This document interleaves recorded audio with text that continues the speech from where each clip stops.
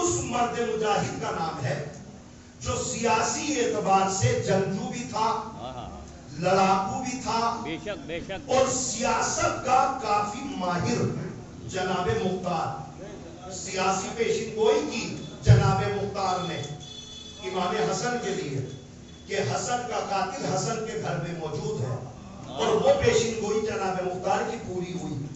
مگر جب امام حسن نے صلح کا کاغذ تیار کیا تو اس میں جناب مختار نے امام حسن کا ساتھ نہیں دیا، اور صلح میں ساتھ نہ دے کر زراعت کرنے، کھیتی کرنے باہر چلے گئے۔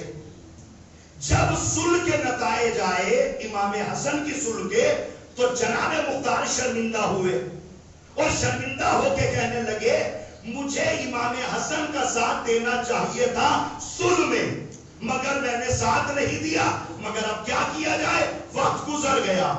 نوجوانوں میں الگ کی بات نہیں پڑھ رہا ہوں، آپ مختار نامہ دیکھ چکے ہیں، میں مختار نامہ پڑھ رہا ہوں۔ کوئی میں عجیب بات نہیں کہہ رہا ہوں، لہذا جناب مختار یہ کہتے ہیں مجھے صلح امام حسن میں ساتھ دینا چاہیے تھا، مگر میں نے ساتھ نہیں دیا۔ اسی شرمندگی کے عالم میں جناب مختار سو گئے۔ عالم قرآن میں دیکھا محشر برپا ہے، حساب و کتاب ہو رہا ہے، جہنم کے فرشتے مجھے جہنم کی طرف لے جا رہے ہیں، جہنم کے شعلے مجھے لپکنا چاہ رہے ہیں، مگر یک بیک پیچھے سے ایک ہاتھ آیا جو مجھے پکڑ کے پیچھے لے گیا۔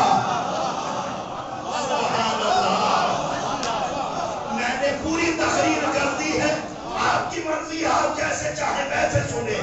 یعنی جناب مختار کہتے ہیں مجھے جہنم میں بھیجا جا رہا تھا، مگر ایک ہاتھ پیچھے سے آیا، مجھے کھینچ کے پیچھے لے گیا۔ تو اتنا تو میری سمجھ میں آ رہا تھا مجھے امام حسن کا ساتھ دینا چاہیے تھا، مگر میں نے نہیں دیا، لہذا جہنم تو میرا مقدر ہے، مگر یہ ہاتھ کس کا ہے جو مجھے پکڑ کے پیچھے بھیج رہا ہے؟ امام حسین نے کہا مسلم تم کوفے جاؤ، جنازے ہی مسلم کوفے میں مختار سے ملے، مختار سے مل کے کہا مختار مبارک ہو، نگاہ امام نے چن لیا۔